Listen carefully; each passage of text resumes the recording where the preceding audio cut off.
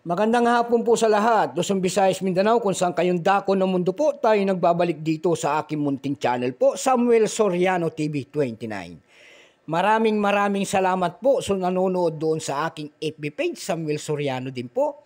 Maraming salamat din po kung saan kayong dako ng mundo po, lahat ng aking mga subscriber po. Thank you so much po sa lahat. At ito ay ating hilig po, yung pangungulikta ng barya. Kaya ho tayo nandito nagbablog para malaman natin, sinisailing natin ang kanilang mga halaga kung magkano na talaga. Ayan po. Magandang hapon din po sa aking mga kababayan dyan. Dyan po sa Dumpay, Basista, Pangasinan po. Lahat po ng Soriano family. Ayan. Sa parting Quezon naman po, ayan. Sa Monte, Quezon, Isabela, lahat po ng Ilocano po, ayan. Pinto family po, ayan. Magandang hapon po sa lahat dyan. Naimbag nga malumyo amin. Ayan po, sa Ilocano po. Sa Pangasinan po, sa parting Norte po, ayan. Masantos na ngarumod si kayo namin. Yun namang aking nanonood dito na hindi pa po nakapag-subscribe. Ayan po, anyayaan ko sana kayo. Ayan po, kung gusto nyo ang ganitong mga topic po about coins. Ayan po. Baka pwedeng makisuyo sa inyo at malaking tulong na yan dito sa aking YouTube channel ang inyong mga gagawin po tulad ng pagpindot ng ating notification bell, like and share para ma-update po kayo sa mga litis ko pang gagawin mga video po. Ang pag-usapan po natin ngayon ay pera po ng Pilipinas.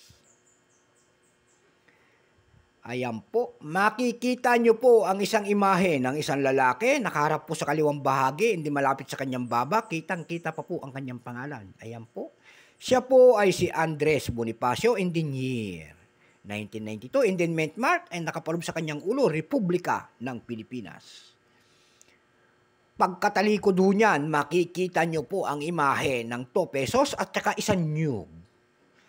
Ayan, isang nyug, ayan. Kung tawagin yan, ang scientific niyan ay Cocos nocifera. Small type po ito, mayroon silang tinatawag nito na large type. Ayan. Large type po, small type, ito po yung kanyang malaki. Ayan. Ayan, yung kanyang malaki. Ayan. Magkaiba po ng hugis po at laki at year. Ayan lang po.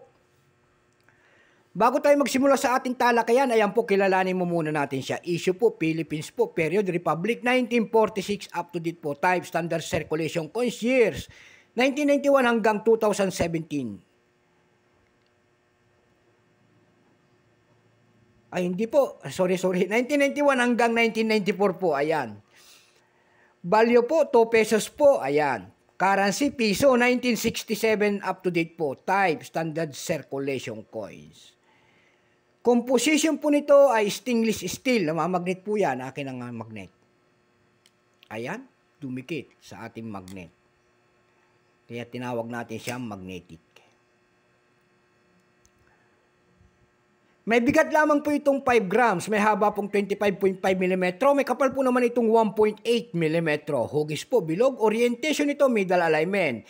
Itinigil ang paggamit nito noong January 2, 1998, number N-2459, reference number KM-258. Ayan po, siya po ay si Andres Bonifacio. Ayan po. Ito 1992 po, ito po ay 32%. Wala pa pong mintage kung ilang piraso ang ginawa dito sa barya na to at wala pang binababa ang ating Bangko Sentral. Pero may price na doon sa ating numista.com, tawagin ng ating mga kolektor.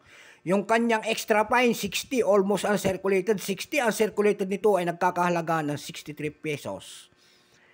Mahirap na rin maghanap ng kanyang price. Doon lamang po sa carousel page po tayo nakakita ng mga nagbebenta nito. Doon sa carousel page po nito may nagbebenta na ng 200 pesos. Meron din naman tayong nakita doon na nagbebenta. Ang seller po ay si Batingting. Ayan po. 4 pieces po, set. Ayan. Mula 1991 hanggang 1994 ang kanyang binebenta. Nagkakahalaga po ng 1,200 pesos. Meron naman tayong nakita rin po doon. Ayan. Set din po. Ayan. Si AJ Jaji. 03-92676. Ayan, 1,000 pesos ang kanyang binebenta naman. Meron din tayo nakita doon po, ayan, pinakamababa po, 1992, 4 na piraso po, binebenta niya ng 150 pesos. Ayan. Yan lamang po ang aking maibabahagi. So hanggang dito na lamang po, Luzon, Visayas, Mindanao, kung saan kayong dako ng mundo po. KFC po sa lahat, and God bless.